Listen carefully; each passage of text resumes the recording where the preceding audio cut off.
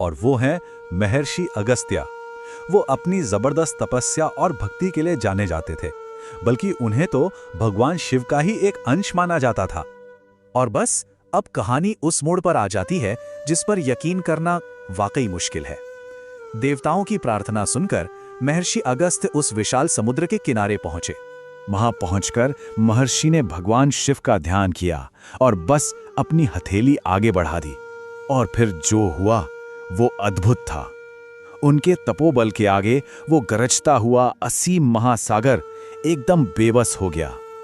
देखते ही देखते पूरा का पूरा समंदर सिमटकर उनकी हथेली में समा गया और पलक झपकते ही उन्होंने उसे पी लिया, एक ही सांस में।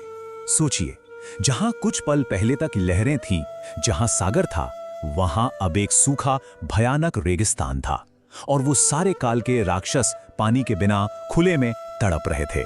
बस यही मौका था। देवताओं ने इसी मौके का फायदा उठाया और उन सभी का अंत कर दिया। तो राक्षसों का तो अंत हो गया, देवताओं की जीत हुई। सबने सोचा चलो समस्या हल हो गई। लेकिन कहानी यहां खत्म नहीं होती, क्योंकि इस बहुत बड़ी जीत की एक बहुत बड़ी कीमत भी चुकानी पड़ी। कीमत यह थी कि अब धरती पर एक भी समंदर नहीं बचा था। शून्य। पूरी दुनिया में एक भयानक अकाल पड़ गया। हर तरफ पानी के लिए त्राहिमाम मच गया। मतलब एक समस्या को सुलझाने के चक्कर में एक और बहुत बड़ी समस्या खड़ी हो गई थी। अब इस दुनिया को बचाने के लिए एक नए नायक की, एक नई खोज की जरूरत थी। अब सबसे बड़ा सवाल यह था कि धरती पर पानी और जिंदगी का वो जो संतुलन था, उसे वापस कैसे लाया जाए। तो कई पीढ़ियों के बाद राजा भगीरथ ने एक बहुत कठोर तपस्या की। उनकी तपस्या से खुश होकर भगवान ब्रह्मा ने स्वर्ग की नदी गंगा को धरती पर भेजने का वरदान दिया।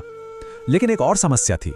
गंगा का बहाव इतना तेज, इतना जबरदस्त था कि वो पूरी धरती को ही नष्ट कर सकता था। तब आगे आए भगवान शिव।